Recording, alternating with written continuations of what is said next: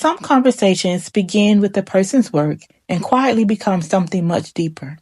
When Kimberly Spidle founded I Hear That Girl, she created a space where women could recognize the stories hidden beneath their own words. But as we talked, it became clear that the most powerful story wasn't just about what we say, it was about what we allow ourselves to feel. This conversation explores healing after heartbreak, the courage to love again, the weight of being the strong one, and the quiet work of returning to the woman you were always meant to be. Because sometimes the greatest lesson isn't learning how to become someone new, it's discovering the freedom to fully become yourself. I'm Arnitris L. Strong, and this is Executive Lessons in Love.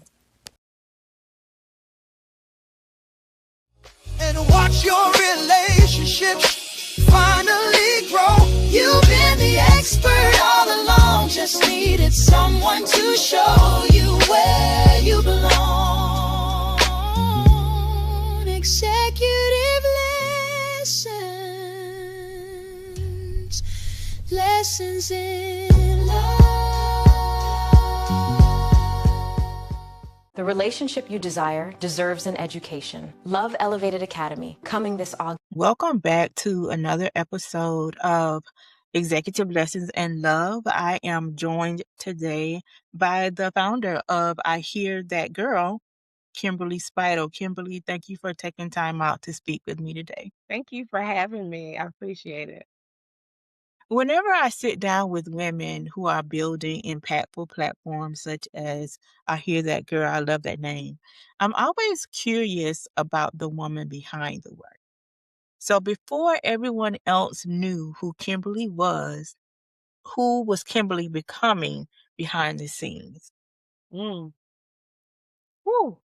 So the becoming process for me is an ever evolving process. I didn't even know who I was or what I was becoming. I was just experiencing things. Was there a lesson life handed you that you didn't particularly ask for, but looking back, it changed the way you see everything? Yes, Lord. Woo. And this, I mean, I've had several, but the most recent, I got remarried in 2023. And first of all, I never thought I was going to marry again. Like after my first divorce, I was like, yeah, no, I'm never going to do that again. And I was very public about saying I would never do it again. It didn't make sense to me. I wasn't going to do it. And so when I started therapy and really started listening to self and returning to who I truly am, I recognized that there were some things there blocking love. And I dealt with that. And then I got married in 2023. It's like all of this stuff just started happening. And I was like, oh, wow, I'm getting married. So I got married in 2023. Literally within a year, my husband was sick. And um, he suffers from gastroparesis. And it just came around the corner and just knocked us out. Like it was the hardest thing I have ever experienced. Watching him decline and not knowing what is happening, how do we stop this? Knowing that there's no cure for gastroparesis, it's just something you have to live with. And I just was like, I did not sign up for this, you know? And it was just so hard, so lonely, so scary. I had so many questions in my head. I was like, girl, can you do this? I don't think I can do this. I don't know what my life is going to look like. Um, I was just scared out of my wits. And over since 2024 to now, I have grown so much. And what that has shown me, and he is doing so well this year. He's been doing so Thank great since goodness. June of last year. What I've learned is my capacity to love. I didn't know I could love like that. For a long time, I just was like, I don't even know what love really is. And when I had to go through that, I saw the capacity of love, like the lengths that love pushes you, right? When you think you're about to break, love will give you a little bit more, you know? And it's love that does that. I get so shocked at it. Like every time I have a conversation with him, and if it's anything stressful, I think about that stretching and just to see it happening, see how love stretches me. And then I turn after that conversation, I'll stop and just smile at it. Like, wow, I can't believe like this is what love is. And of course, we're always saying that's what we want from someone Mm-hmm. else. But for you to practice it and see it and feel it in yourself, that just changed me totally. Like I think my level of patience is so much better now because I understand that if it's something you love, even when it comes to this work that I do, if no matter how tough it gets, love is going to stretch me enough. I'll have enough room for it. Yeah. I have enough room to keep going. Yeah. Sometimes all you need is just enough to get through the day. Yeah. And then just enough to get through the next day. And then just Hmm. enough to get through the next day. And I think that with women in our age range, we weren't necessarily taught about what love really was. It meant intense sacrifice, putting yourself on the back burner and just, allowing someone else to really shine. I didn't even recognize love outside of like parental love because I was molested when I was like 11 years old. And emotionally, I had locked all that away. Emotions, that does not equal love. So I was just this emotionalist person. And I had carried that into adulthood because if you're 11 and plus, in the black home, we're not going to talk about it. Nobody took me to therapy. So I'm trying to work this out as an 11-year-old. And so my mind said the best thing for us to do is just not be emotional about anything. We don't tie emotions to anything. It doesn't mean love. We don't even know what love means. We're just not going to even deal with that. And so, yeah, going into my marriage, didn't love the guy. Just, it was like, well, why not? So, yeah, that of course is going to be horrible. And it did end horribly. Um, and so I didn't recognize it. So after that, I was like, yeah, I'm not going to do that again. But through therapy, I learned like, no, you have a block there. And if you can deal with that, then you'll learn how to love and you can open your heart to love. Um, and yeah, I did this sound bath in 2020 in February. Cause I was like, I'm a single woman, I'm out here, but now my mind has said, you're gonna open your heart to love. You're gonna learn how to conquer love. Now I read books about everything. I mean, everything. If there's something that I am trying to learn how to do, I'm going to read a book about it. So during this time, my whole routine was when you get up in the morning, I had this like 5-hour morning routine. And I would make sure that I read 30 pages a day of some book. So if I'm trying to better my finances, we read finance books. If it was about love, then we read a book on love. And um, so I went to this event one of my friends was hosting, and it was a sound bath event. I had never gone to a sound bath event. I went, and the for Valentine's Day, it was to put your hand on your heart, and the meditation was like, how do you envision your heart right now, right? And so we were supposed to write it down, not say anything. And then when we went into the meditation, same thing, put your hand on your heart, like you're telling your heart whatever message you have. And so in the first meditation, my heart was like black and like this. That's all I could see. So the whole time I'm in the meditation, I'm down there crying, like, please open, just open a little bit. Like, all I want you to do is open.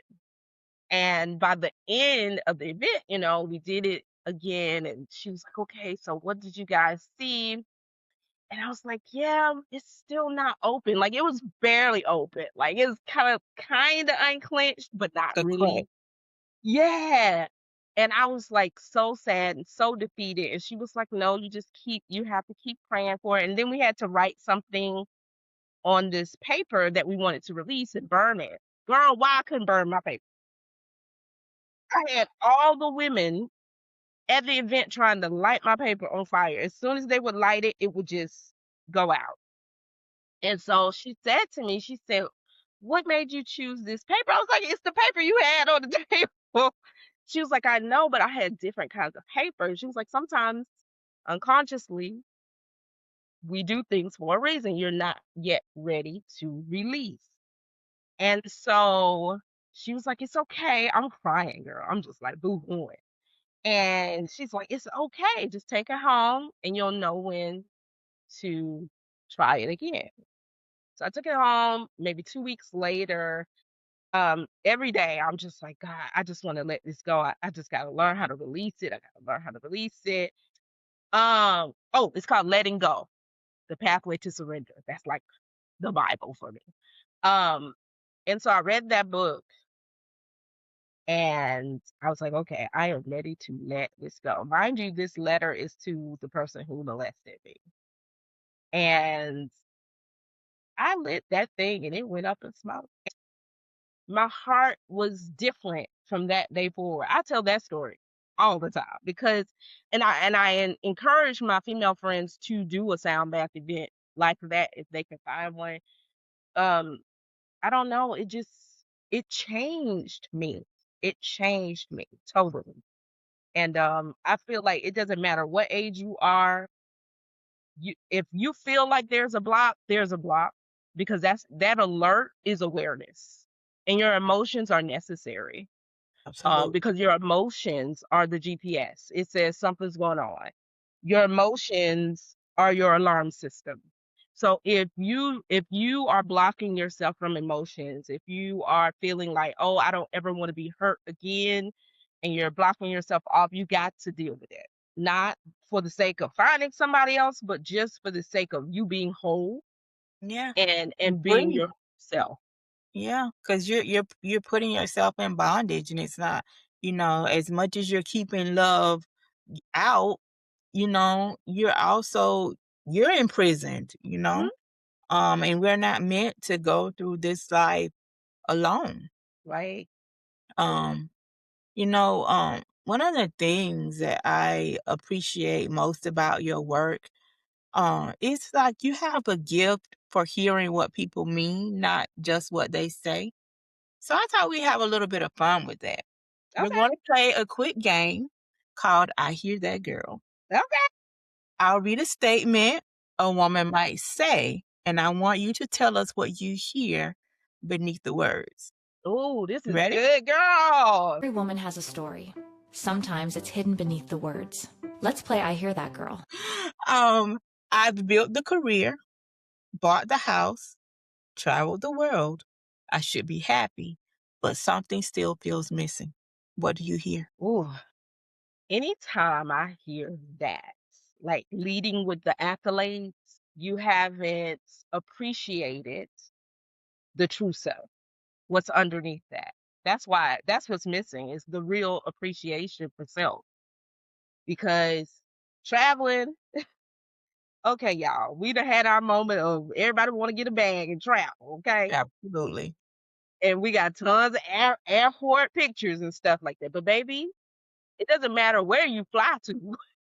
If you haven't dealt and gotten okay with self, your true self, it's going to follow you everywhere you go. So yes, when I hear that, that's what I hear. She hasn't met her true self and she's not okay with herself yet. Everybody comes to me when they need something. I'm the strong one. What do you hear beneath that? Girl, that sound like me. That sound like me and so many other Black women. Me too. Stop performing. Your worth is not tied to your performance. I had to learn that. I am a performer at heart. Like I said, I wanted to be a musician, but what's behind that? Like the performance. I love the claps. I need the claps.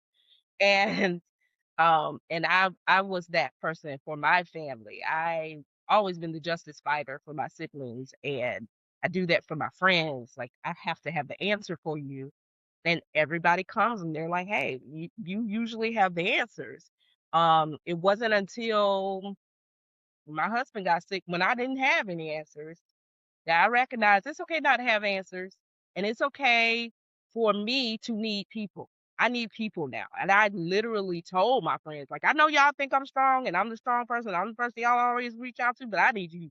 I need y'all to step it up today. Today. you know. So yeah, your worth is not tied to your performance Yeah, at I all. was having a conversation with a friend of mine last week, and I was telling her I've gotten to a point in my life that when I realize that somebody has made me their strong friend, that relationship changes because I've had friendships where I was a strong friend and creating a safe space for any emotion that they're dealing with, any situation. And the one moment that I had a human moment where I wasn't my best self and I said something that I should not have said, or I did something that I should not have done, it was like the relationship was forever changed. I don't want to show up that way in any of my relationships anymore, you know? But you know what? Um, That has nothing to do with you, though. well, That it has did everything to because do I with the had other shown up as person. that person for so long. God I forbid I think have a bad moment. But there's nothing wrong with that. That's the thing. Absolutely. That's what we Absolutely have not. to demolish is that you can be strong. You can be who you are. And that's the beautiful part of you. And you can also cry and you can also need help. It's not an either or. So the person who for some reason couldn't accept you in that way, in a different form than the strong person, there's something wrong with them than it is you. Because you are allowed to be more than one version of yourself. You Absolutely. can be whatever. You can express and you can cry and you can do it all. And what I learned is when I told my friends, I said, "Hey, I know y'all call me when you need things and I usually have your answers. But here's the thing. I need you guys today. I need you to step up for me." Once I told them that, my friends pivoted like, "Okay, this is what I'm good at, so I'm gonna step up and do this." And the other one was like, "Hey, this is where I'm good at. I'm stepping up and doing that." Because what I realized for myself and what they also realized is that we all are the strong friend in some other way. Somewhere you're stronger at something than I am. But a lot of times people equate the strong friend to the one that's, always, how we do it. We always have the answer, or we can figure it out, or we'll find a way. Yeah. But, you know, that's why I say that's not about you. So I don't want you to change that. I don't want you to change. I want you to still be you, be beautiful, be strong, and cry. Be all the things. That yeah, strong might be my last name, but that's not all I am. But let's be clear. So let's get another scenario. I've been so busy lately, I haven't really had time to think. What do you hear? Oh, my clients give me this all the time. And I say, "Girl, that you lying. You got the time. Because you do. You do." That is the number one request I get from clients is help me find the time. And I'm like, it's there. You just don't value yourself and prioritize yourself enough. You're prioritizing everything else except for yourself. The moment you sit down and prioritize yourself, the time shows up. It's there. Stop giving that time to things that don't matter. This is one of the things I ask the members in my group. I tell them, I say, write down a list of your current priorities and then tell me where you are on that list. Honey, some of them ain't even on the list. They got the kids there, their husband, job, everything, but they are nowhere on the list. That's the problem, sis. It's not time. It's the fact that you're not prioritized. If you put yourself at the top of the list, I guarantee you, you would find the time. When I started the morning routine, there's this book I read called The Miracle Morning. If you get a chance, read this book. It will change your life. Um, I read the Miracle Morning, and I started this morning routine, and I was like, the guy was like, you have the time to set aside to perfect your life, but the only way you're going to get it is if you prioritize the perfection of your life. Mm. So I had to make it clear that the first priority of my day would not be getting up to do some work. It would be getting up to perfect my life. And that included whatever I set in that routine. And I started getting up at 5 a.m. in the morning because I knew I could get all the things that I wanted to get done before work. So at 5 a.m. in the morning, I would meditate. I would read my book. I would dance for 15, 20 minutes a day. Made sure I ate real good. Did a really good facial routine. All the things that perfected my life. Now, your list may be different, but what things would perfect your life? What would make you have more joy each day? And then put it at the top of your list and do it first before you do anything else, before you give any piece of energy of yourself to anything else, give it to yourself. And that changes everything. Changes everything. I love it. Next scenario. I don't miss the relationship. I miss who I thought I was going to be.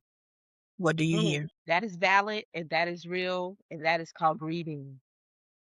And a lot of people don't think that you have the right to grieve a failed relationship. Well, I don't even like to use that word failed, a past relationship, because Relationship.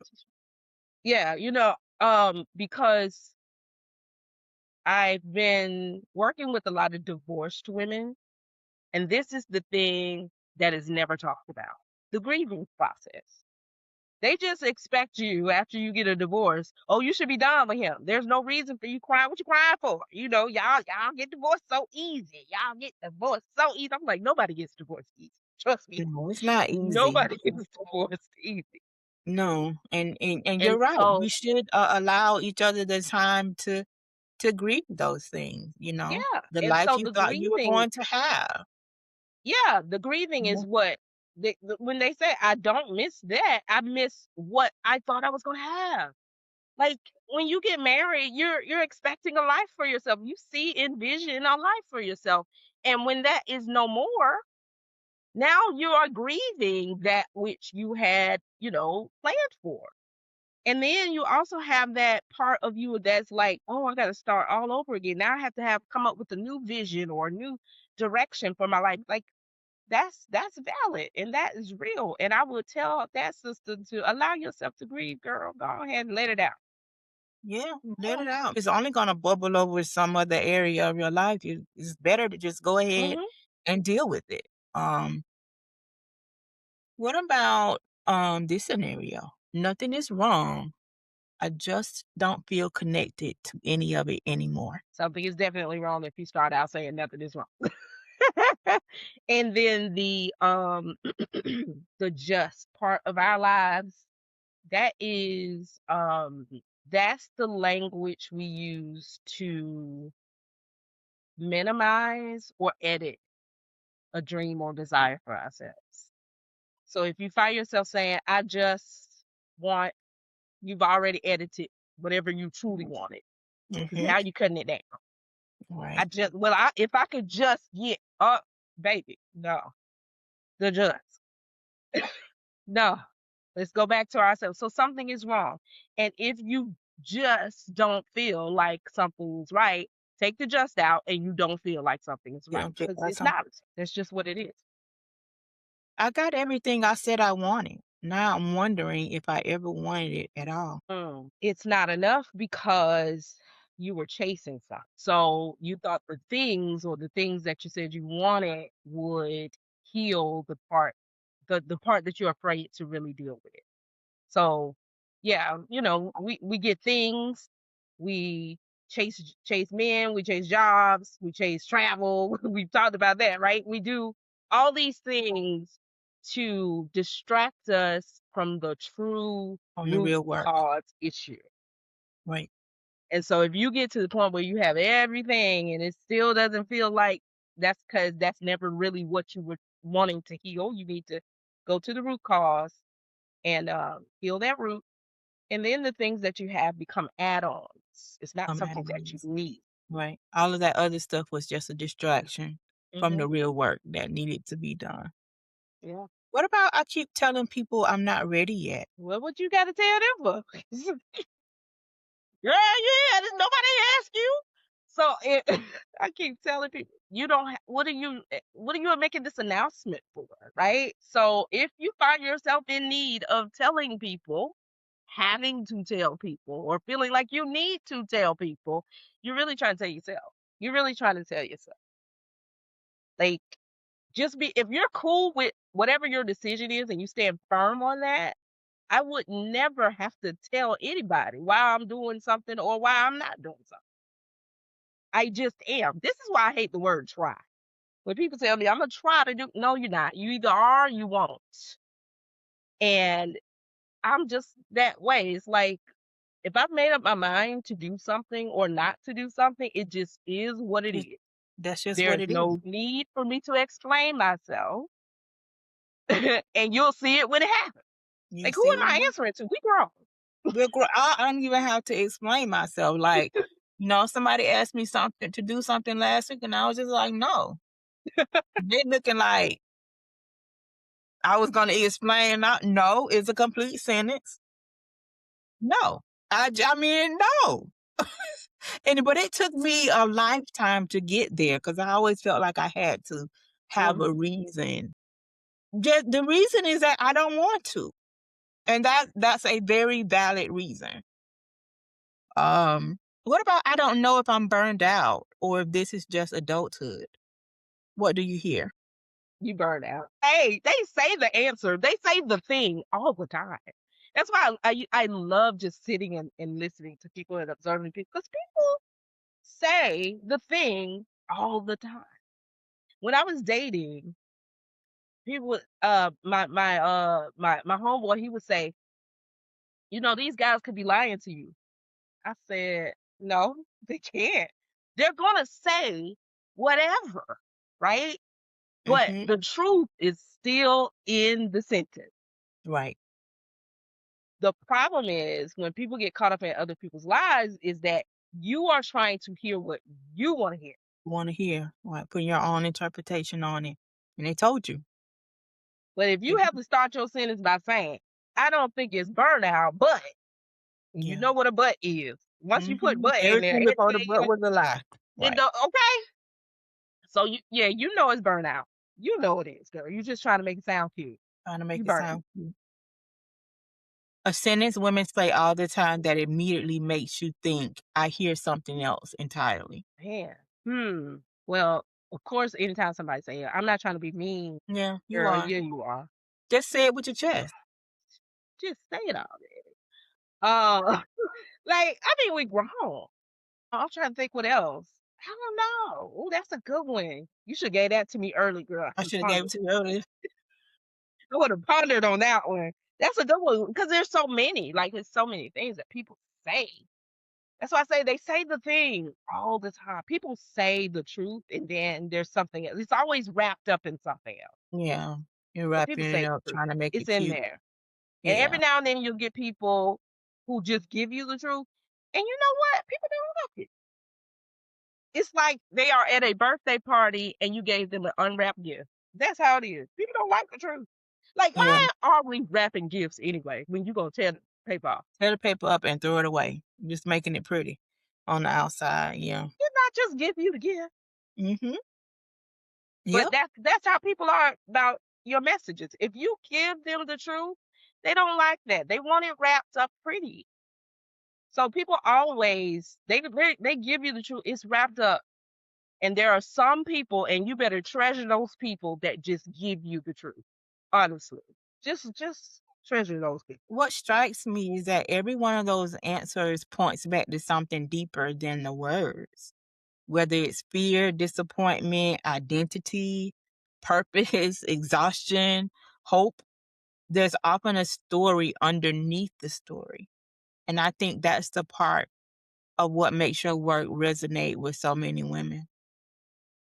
Long after the posts have been scrolled past and the podcast episodes have been played, what do you hope women carry with them because they encountered your work? That they're dope.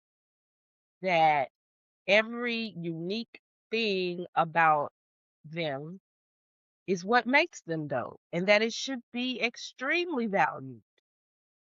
That is what my work is about them recognizing how dope they truly are. Because I think Black women are just, whew, And I want you, before we wrap up, I do want you to let the people know what you're working on, how they can join you in your work, how they can find you online. okay. So, guys, you can find me on the website, ihearthatgirl.com. You can find me on social media, on just about every platform at I Hear That Girl. And I have a membership right now called the Becoming Circle that you can join. This is the circle where we do the work. It's daily hygiene work to in this process of becoming. So we do that. And then I have right now for your listeners, I have the free email reset. It's called Come Back to Yourself. It's a 5-day reset. You'll get a free email every day for 5 days that will help you return to your true self. So you can sign up for that. But yeah, that's how you can find me. Visibility doesn't happen by accident. The women making the greatest impact aren't simply doing great work. They're ensuring that great work can be seen. Every successful leader understands that the principles that build thriving organizations are the very same principles that build thriving relationships. Today's conversation with Kimberly Spidle reminded us that whether you're leading a company, a team, or your own life, sustainable success is never accidental. It's built on intentional decisions, healthy systems, and the courage to address what's happening beneath the surface. Strong leaders know better than to spend all of their time treating symptoms. When profits decline, they don't immediately launch another marketing campaign. They investigate the underlying problem because sustainable solutions begin with accurate diagnosis. Relationships require that same discipline. Too often, we focus on finding the right person before we've identified what's preventing us from fully receiving healthy love. Kimberly's story reminds us that healing isn't separate from relationship strategy. It is relationship strategy.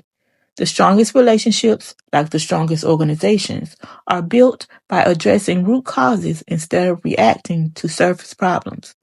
Once you've addressed what's limiting growth, the next question becomes, what are you building the capacity to sustain? One of the greatest mistakes organizations make is scaling faster than their infrastructure can support. Growth without capacity eventually creates collapse. Relationships are no different. Many people pray for more love without asking whether they've developed the emotional capacity to sustain it. Healthy love doesn't simply require sacrifice. It develops greater patience, greater resilience, greater compassion. Just as healthy organizations expand their capacity before they expand their reach, healthy relationships expand the people within them. Growth isn't measured by what you acquire. It's measured by what you're able to carry well. And once you've built the capacity to grow, there's one final question every leader and every person must answer. Where does your value actually come from? Successful executives understand the difference between performance metrics and organizational value. Revenue matters. Productivity matters. Results matter. But none of those things define the organization's identity. Somewhere along the way, many of us accepted a different standard in our personal lives. We began measuring our worth by how much we produce, how dependable we are, or how often we're the strong one. Kimberly challenged that mindset beautifully. Performance is something you do. Value is something you possess. The healthiest relationships don't require constant performance. They recognize your value before you ever prove it. That may be one of the most important leadership lessons we'll ever apply to love. Every conversation on this show begins with leadership, but somewhere along the way, leadership becomes personal because the principles that elevate businesses also elevate relationships. Until next time, may you continue to lead with wisdom, love with intention, and build relationships worthy of the life you've worked so hard to create.